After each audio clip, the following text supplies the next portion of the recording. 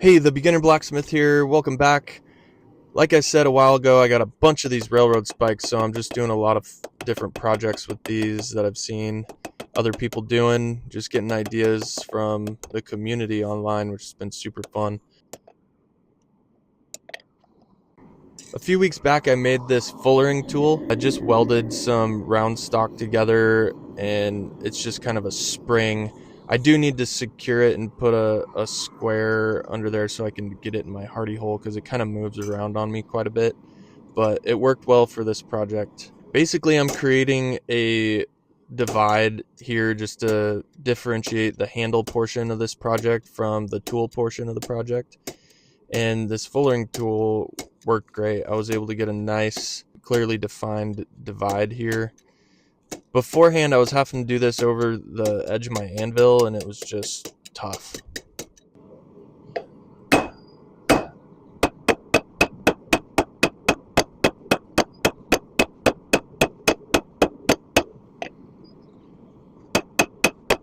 Here I'm beginning the long process of drawing out the tool portion. I need to get this pretty wide. I'm not going for a ton of extra length, but I do need width, probably close to 3 inches.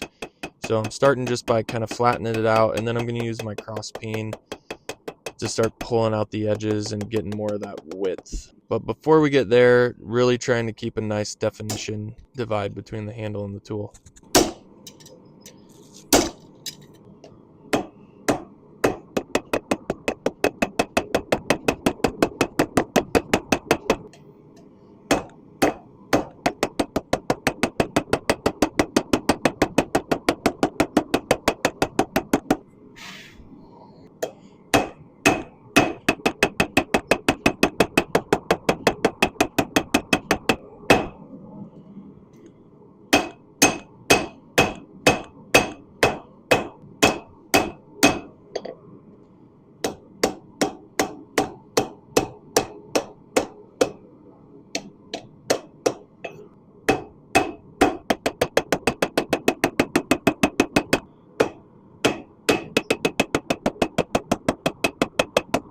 Alright, at this stage, you can finally start telling what I'm actually making here. It's kind of come to shape in this clip.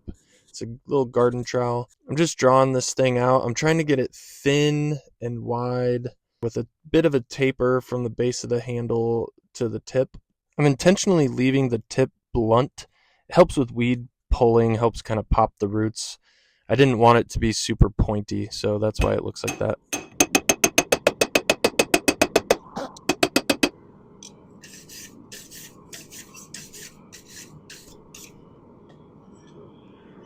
Alright, now we're getting to the fun part. I'm trying another cube twist here. I did one a few videos back on my barbecue fork, but I totally winged it, did not do it properly. Some of you guys suggested the actual way to go about it, and so that's what I'm doing here. I'm putting the lines up the center on all 4 sides of the handle, which is going to help give the cube twist more definition.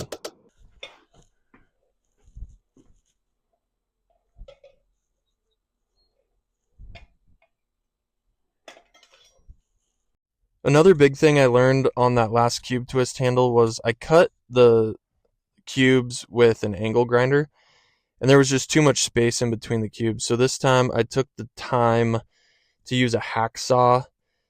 It's super time consuming and loud and annoying, but it worked so much better, which you'll see here in a minute when I do the twist. Yet another big thing I learned when doing this twist, I ended up having to do a full 360-degree twist to keep the orientation of the handle to the tool the way that I wanted. So I'm going to make another one of these, but I'm actually going to forge the shovel upside down to the handle so that I can just get a 180 twist, which I think will look much better. This 361 just felt a little over twisted, so live and learn. To get the curve I want in the head of the shovel, I have no swedges or anything.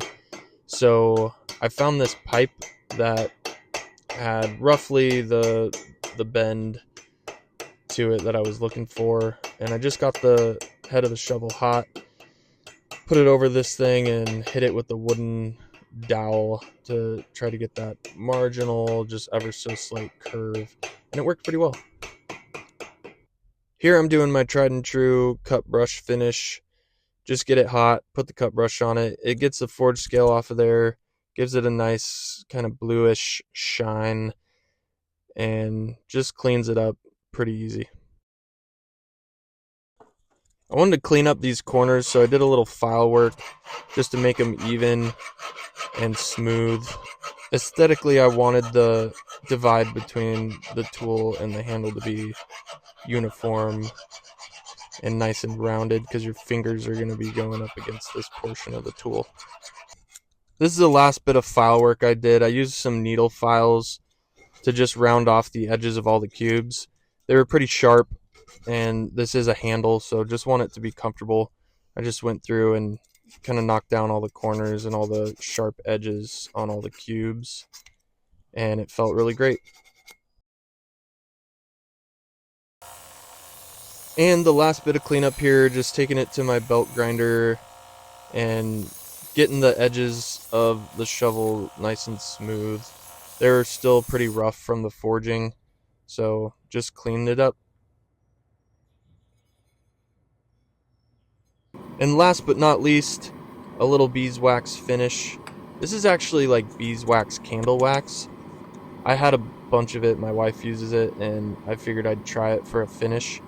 It worked okay. I don't think it's an ideal use or an ideal finishing wax. It got pretty hot. It like caught on fire a couple times. I may have done this a little bit hotter than I needed to, but the finish turned out just fine once I was done wiping it down. So it worked, but I probably won't do this again.